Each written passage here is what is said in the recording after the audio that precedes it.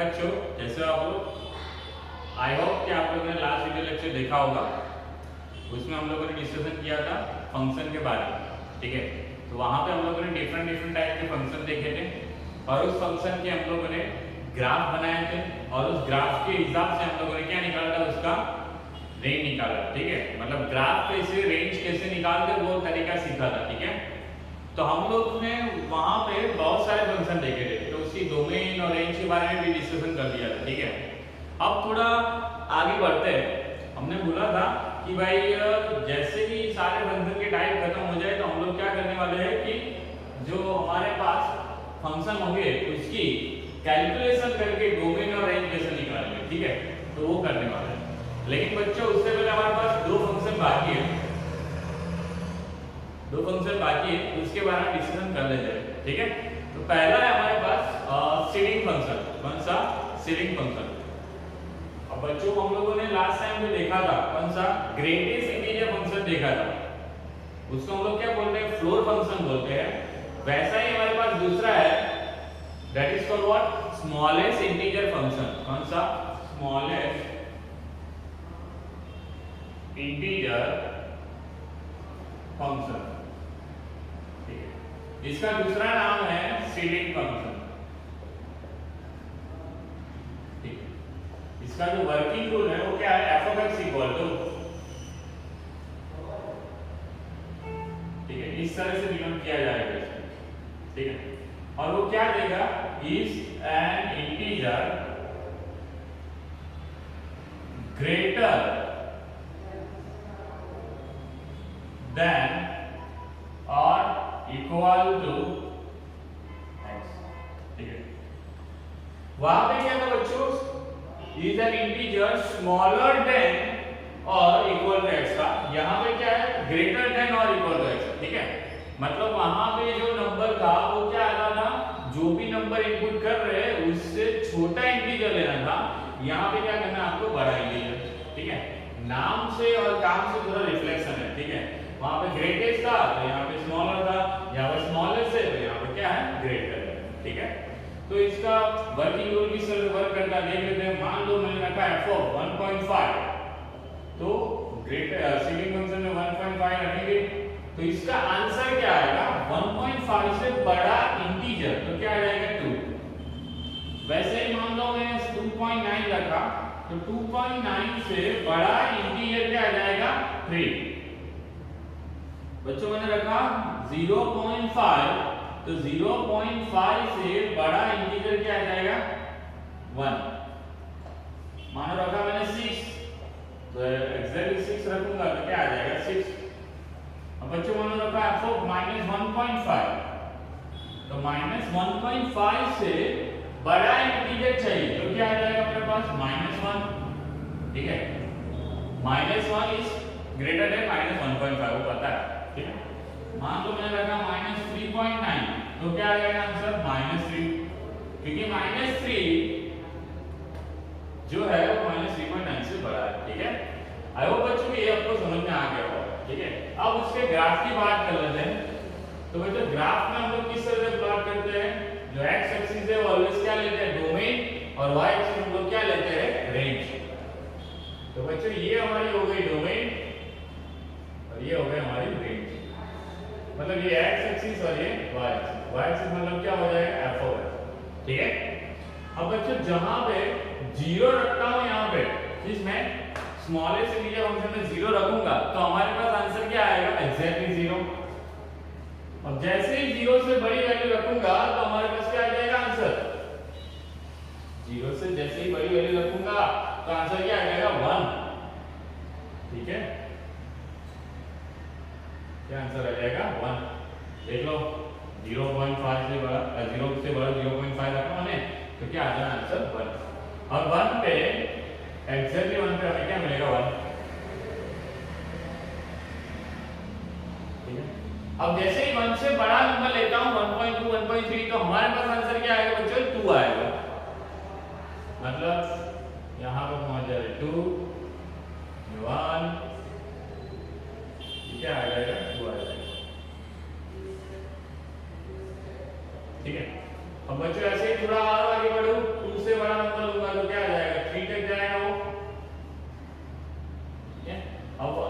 इस तरफ की बात करें कि 0 से छोटा नंबर रखता हूं तो आंसर क्या आएगा, -0.5 रखा है, आंसर क्या आएगा, 0 आएगा,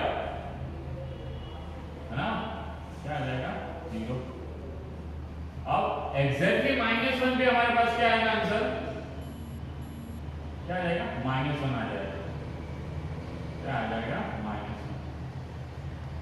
ठीक है, तो यहाँ पे ओपन हो जाएगा और एग्जैक्टली -1 से जैसे ही बड़ा नंबर रखने की ट्राई करता, छोटा नंबर रखने की ट्राई करता हूँ, छोटा नंबर रखने की ट्राई करता हूँ तो हमारे पास ये आंसर आएगा -1 ही आएगा।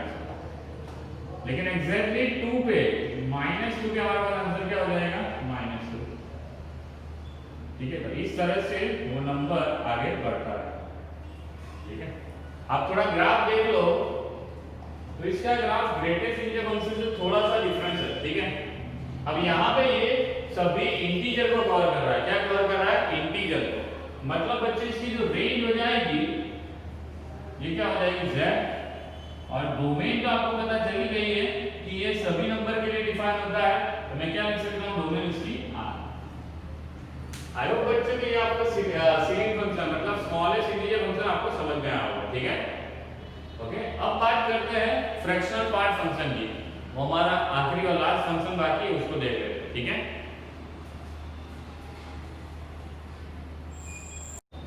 तो अब बच्चे देखने वाले फ्रैक्शनल पार्ट फंक्शन क्या चीज है, किस तरह से उसका वर्किंग रोल होता है और किस तरह से वो काम करता है। ठीक है, और उसका ग्राफ क्या होता है और उसकी रेंज क्या है। ठीक है, फ्रैक्शनल पार्ट फंक्शन बच्चे इसका वर्किंग रोल जो होता है f of x equal to x minus greatest integer function x। ठीक है, क्या होता है, x minus greatest integer function x। ठीक है, और बच्चे यहाँ पे थोड़ा कैलकुलेशन करके देख लेते हैं कि भाई किस तरह से वैल्यू देता है। मान लो मैंने रखा 1.5 इसमें, तो ये क्या हो जाएगा, 1.5 और माइनस ग्रेटेस्ट इंटीजर फंक्शन का 1.5, ये तो 1.5 इंटीजर रहेगा, और ये क्या देगा, 1.5 से छोटा इंटीजर, दैट मींस 1, तो हमारे पास आंसर क्या आ जाएगा, 0.5। मान लो मैंने रखा 7.9, क्या रख दिया, 7.9, तो यहाँ पे क्या आ जाएगा, 7.9 माइनस ग्रेटेस्ट इंटीजर फंक्शन है 7.9। अब बच्चों ये 7.9 से क्या देगा, छोटा इंटीजर देगा, दैट मींस 7.9 माइनस 7, तो हमारे पास क्या आ जाएगा, 0.9। अब बच्चों माइनस में रखता हूँ तो क्या आ जाएगा, -1.9 रख देता हूं। ठीक है, चलो, तो ये क्या हो जाएगा, -1.9 माइनस ग्रेटेस्ट इंटीजर फंक्शन -1.9। अब -1.9 का मीनिंग क्या हो जाएगा, उससे छोटा इंटीजर देगा तो क्या आ जाएगा, -2। ये -1.9 है, यहाँ पे ऑलरेडी माइनस है, माइनस +2, तो क्या आ जाएगा यहाँ पे 0.9, सॉरी 0.1 होगा। ठीक है, ओके। तो बच्चों यहाँ पे आप ध्यान से देख सकते हो कि जो भी आंसर आ रहा है वो क्या आ रहा है, 0.5, 0.9, 0.1, मतलब फ्रैक्शन में लिख सकते हैं इसको। तो अब थोड़ा यहाँ पे ध्यान से देखो, मान लो 0 रख दो या फिर 2 रख दो एग्जैक्टली, तो क्या आ जाएगा, 2 माइनस ग्रेटर देन 2, तो ये 2 माइनस 2 क्या आ जाएगा, 0। मतलब बच्चों यहाँ पे जो रेंज आएगी ना, अब ध्यान से देखो, कुछ भी कर लो हमारे पास रेंज क्या आएगी, क्लोज इंटरवल 0, 1 ओपन इंटरवल। देख लो 0.5, 0.9, 0.1 वैसे ही नंबर आएंगे, मतलब 0 और 1 के बीच में ही नंबर आएंगे, 0 और 1 के बीच के सारे p by q वाले नंबर आ जाएंगे। p by q में कन्वर्ट कर सकते हैं ना इसको, वैसे इसको बोलते हैं फ्रैक्शनल पार्ट। ठीक है, बच्चों यहाँ पे इसकी रेंज क्या आएगी, 0, ओपन इंटरवल 1, क्लोज इंटरवल 0, 1।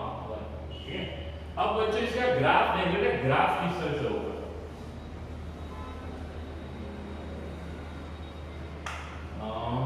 ये हमारे हो गए डोमेन x, ये हमारे हो गए range y equal to f हो गए। ये मानो मैंने 1 ले लिया, ये -1 ले लिया, 1 2 2 3 -1 -2 -3 1 3। अब बच्चों यहाँ पे देखा जाए तो 0 रखूंगा तो क्या आ जाएगा 0, और जैसे जैसे नंबर बढ़ाता जा रहा हूं वो क्या जाएगा इस तरह से बढ़ता रहेगा, लेकिन एग्जैक्टली 1 पे क्या होता है 0 मिलता है।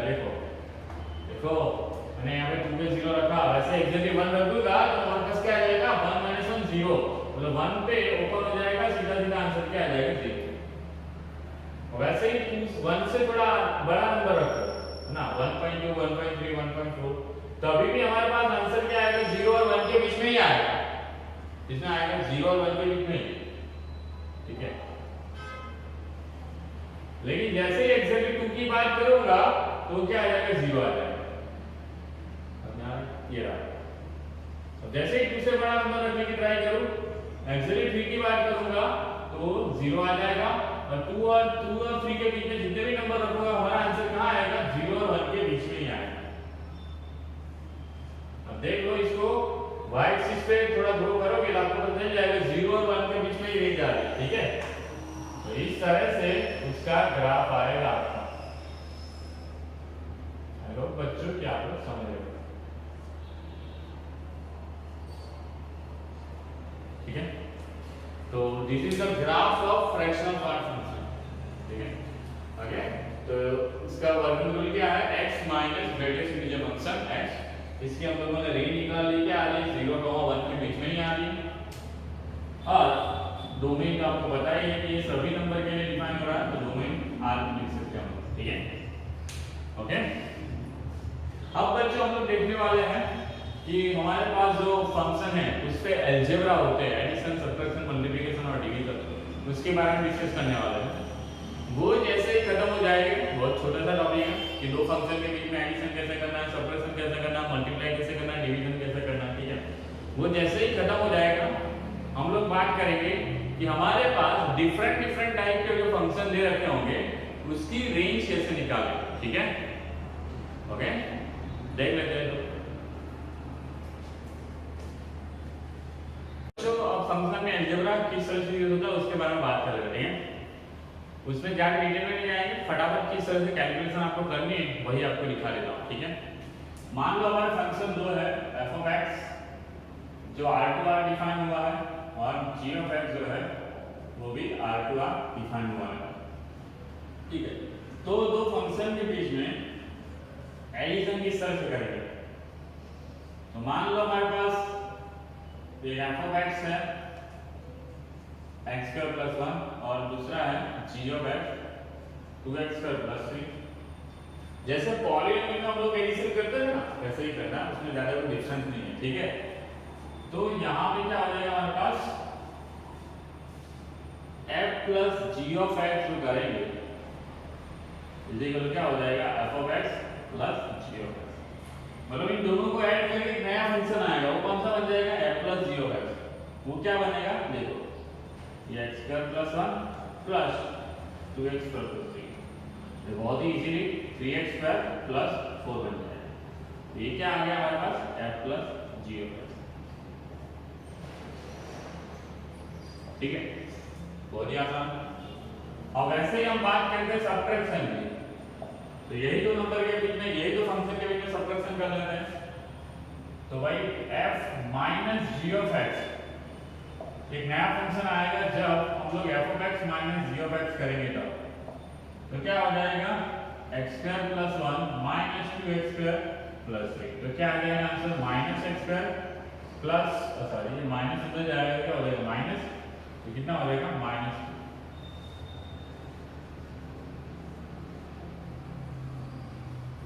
ठीक है। अब ये किसी स्केलर के साथ किसी फंक्शन को मल्टीप्लाई करना हो,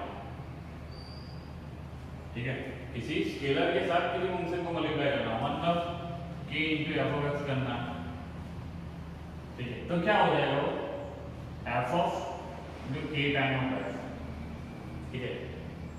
तो मतलब क्या, जैसे कि मान लो हमने ले लिया f of x equal to 3x plus 5, अब इसको मल्टीप्लाई करना है तो क्या करेंगे k के साथ मल्टीप्लाई करना है, तो k into f of x equal क्या हो जाएगा k into 3x प्लस 5, ये क्या हो जाएगा 3kx प्लस 5k,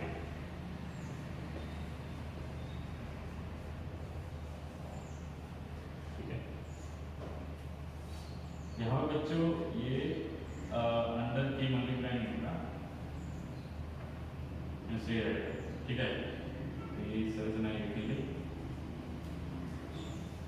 क्योंकि इसका मतलब ये होगा जहाँ x है वहाँ kx रखना है, बाकी जगह नहीं रखना, ठीक है। दैट्स व्हाई तो k into f of x करेंगे तो इस तरह से हो जाएगा, कोई भी यहाँ पर पूरे फंक्शन को k के साथ मल्टीप्लाई करेंगे कैसे, ठीक है। अब बात कर लेते हैं दो फंक्शन का multiply, multiplication of two function, दो फंक्शन के बीच में मल्टीप्लाई किस तरह से करेंगे उसकी बात करो। f of x equal to 2x square 2x plus 1 ले लो और g of x equal to 3x plus 1। तो f into g of x multiply करने के बाद नया फंक्शन आएगा, वो किस तरह से आएगा, f of x into g of x कर लो, दैट्स इट।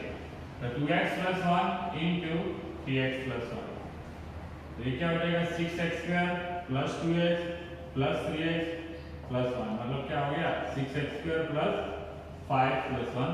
तो ये क्या मिल जाएगा हमारे पास f into g of x, ठीक है। अब बात कर लेते हैं डिवीजन ऑफ, मतलब डिवीजन ऑफ फंक्शन, मतलब उसको क्या बोलेंगे रैशनल फंक्शन भी बोल सकते हैं, ठीक है। तो मान लो f by g of x निकालना पड़ेगा, तो क्या आ जाएगा हमारे पास answer f of x divided by g of x, लेकिन इसके लिए कंडीशन होगी कि g of x is not equal to 0। क्यों नॉट इक्वल टू 0, क्योंकि यहाँ पे डिनोमिनेटर में 0 हो गया तो भाई साहब ये तो क्या हो जाएगा नॉट डिफाइंड हो जाएगा, ठीक है, मतलब इनफाइनाइट हो जाएगा। अब इन दोनों का ही हम लोग को डिवीजन करना हो तो क्या हो जाएगा f by g of x, तो f of x कितना आएगा 2x प्लस 1 और डिवाइड बाय हो जाएगा 3x प्लस 1, ठीक है। तो ये बच्चों यहाँ पे बेसिक अलजेब्रा थे फंक्शन के बीच में कि किस तरह से करना होता है, ठीक है। आई होप कि आपको समझ में आ रहा है, ठीक है। अब चलते हैं कि फंक्शन की रेंज कैसे निकालेंगे डिफरेंट टाइप के फंक्शन होंगे तो, ठीक है।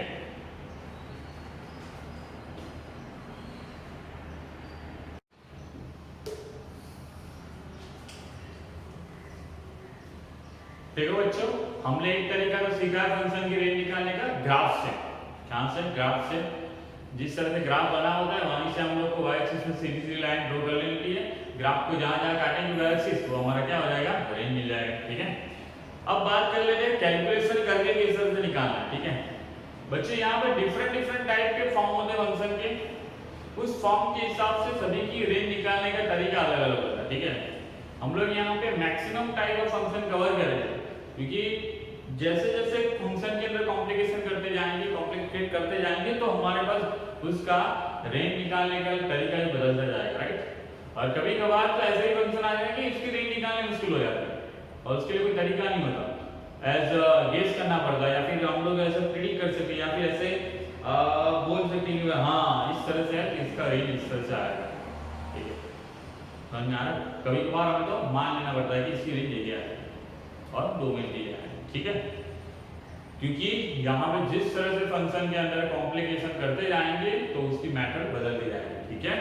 और ऐसे देखा जाए तो कभी कभार तो ऐसे ही फंक्शन होते हैं जिसकी रेंज और डोमेन निकालना बहुत मुश्किल हो जाता है, ठीक है। चलो तो हम लोग ऐसे ही बात करेंगे, ऐसे ही फंक्शन की बात करेंगे जो हमारे सिलेबस में है और हम लोग इजीली उसकी रेंज और डोमेन निकाल सकें, ठीक है। तो पहला टाइप में ले लेता हूं बच्चों कि जब भी फंक्शन अपना f of x 1/g of x type का हो, क्या हो 1/g of x टाइप का हो और g of x is not equal to 0, g of x not equal to 0 और ये g of x हमारा लीनियर फंक्शन हो, कौन सा फंक्शन हो linear function, g of x is linear function, तब उसकी डोमेन और रेंज कैसे निकालें, ठीक है। मैं एग्जांपल ले लेता हूं। तो बच्चों f of x equal to मैंने ले लिया 1/x - 2, दूसरा ले लेता हूं f of x equal to 1/x + 3, तीसरा ले लेता हूं यहां पे f of x equal to 1/x, ठीक है। तो बच्चों हमें क्या निकालना है, ये सभी फंक्शन हमारे R2 R डिफाइन हुए हैं, राइट। लेकिन आर के लिए डिफाइन करने जाएंगे तब ये कहीं ना कहीं हमारे फंक्शन की कोई ना कोई वैल्यू कभी ना कभी किसी को एक वैल्यू के लिए हमारे पास मिलने वाली नहीं है, वो वैल्यू निकाल देंगे। ठीक है, समझो, क्योंकि ये आर तो आर ही डिफाइन है, लेकिन आर में से भी कभी कभार ऐसी वैल्यू होती है जिसके लिए फंक्शन डिफाइन नहीं हुआ, तो वो हटा के हम लोग को उसको क्या बनाना है, सही वाला फंक्शन बनाना है। ठीक है, ओके। तो बच्चों पहले इसकी डोमेन निकाल लेते हैं। ये सही की डोमेन क्या होगी, हम लोग आगे डिफाइन करने की ट्राई करते हैं, तो इसकी डोमेन क्या होगी। अब जब भी इस तरह से लीनियर फंक्शन हो और 1 टाइप के फॉर्म में हो, तो हमें क्या लिखना होता है बच्चों, g of x not equal to 0 होना चाहिए। क्या होना चाहिए, g of x not equal to 0। ऐसी ही x की वैल्यू हमें डालनी है, ऐसी ही x की वैल्यू हमें डालनी है, तो g of x not equal to क्या हो जाए, 0 हो जाए। ठीक है, तो बच्चों ऐसी वैल्यू निकालनी है इसमें कि g of x not equal to 0 आए, ऐसी वैल्यू भी इसमें पुट करनी है। ठीक है, तो हम लोग क्या करते हैं, इस तरह के जब भी फंक्शन होंगे तो ये फंक्शन कब नॉट डिफाइन होता है वो निकाल लेते हैं, नॉट डिफाइन होता है वो निकाल लेते हैं। मतलब कौन सी, किस वैल्यू के लिए, x की कौन सी वैल्यू के लिए फंक्शन नॉट डिफाइन है वो निकाल लेते हैं।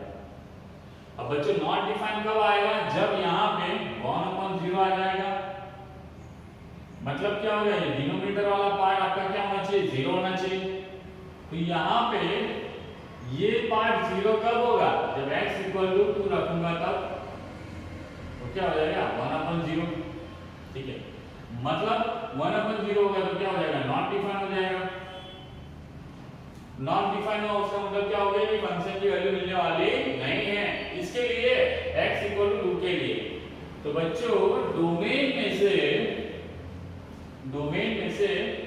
जो डोमेन आर के डिफाइन कर रहे हैं ना, वो डोमेन में से हमें क्या निकालना होगा, ये 2 को हटा देना होगा, ये 2 को हटा देना होगा। तो ये सही वाली हमारे पास डोमेन मिल जाएगी। जो हमारे पास यहाँ पे जो सेट आर दे रखा था उनमें से 2 हटा देते हैं, तो ये जो डोमेन मिली ये इस फंक्शन की डोमेन हो जाएगी। अब ये डोमेन के लिए फंक्शन डिफाइन होगा। ठीक है, ये सही वाली इसकी क्या हो गई, डोमेन हो गई। समझ में आ रहा है। वैसे इसकी बात करूं तो क्या हो जाएगा, यहाँ पे x इक्वल टू -3 रखूंगा तो फंक्शन नॉट डिफाइन हो जाएगा, तो उसको हटा दो r में से, तो डोमेन क्या मिल जाएगी इसकी, r -3 सिंगल फैक्टर। बच्चे यहाँ पे x की वैल्यू 0 रखोगे तभी होगा, तो इसकी डोमेन क्या हो जाएगी, डोमेन इक्वल टू r -0। समझ में आ रहा है कि जब भी आपको इस तरह से 1/f(x) या 1/g(x) फॉर्म में फंक्शन होगा, तब वो फंक्शन का डोमेन निकालना होगा। तो कैसे निकालेंगे, वो फंक्शन में जब g(x) जो है वो कब नॉट डिफाइन है, वो कब नॉट डिफाइन है वो निकाल लो। जैसे कि यहाँ पे x इक्वल टू 2 रखा तो नॉट डिफाइन आएगा, x इक्वल टू -3 रखा तो नॉट डिफाइन आएगा, x इक्वल टू 0 रखूंगा तो नॉट डिफाइन आएगा।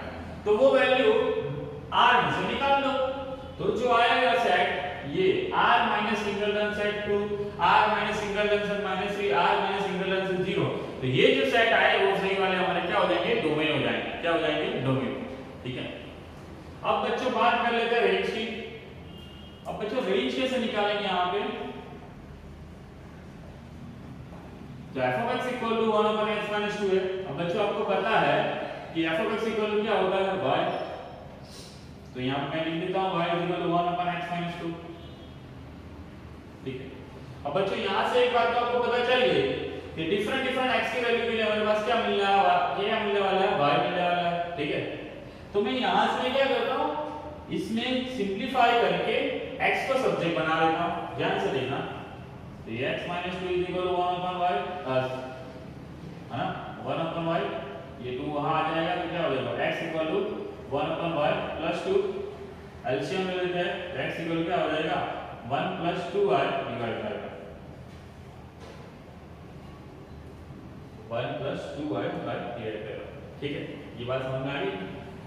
अब बच्चों यहां से ऐसा पता चल रहा था इस फंक्शन से, यहां से इक्वेशन से कि x की डिफरेंट वैल्यू पुट करोगे तो y मिलेगा। क्या मिलेगा, y। अब बच्चों यहां पे हम क्या करते हैं पता है, सेम एज x की ऐसी कौन सी वैल्यू है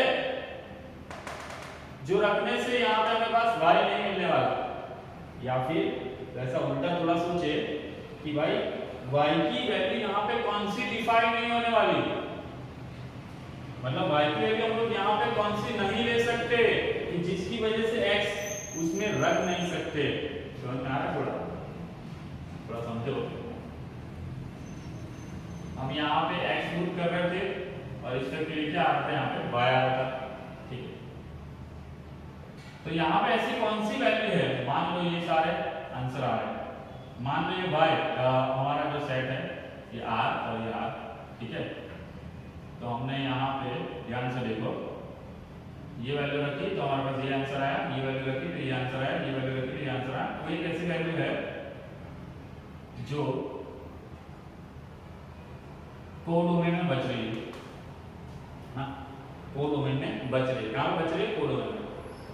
तो उस वैल्यू के लिए हम लोग चेक कर लेते हैं कि x की ऐसी कौन सी वैल्यू, y की वैल्यू ऐसी कौन सी है जिसके लिए हम लोग x नहीं रख सकते।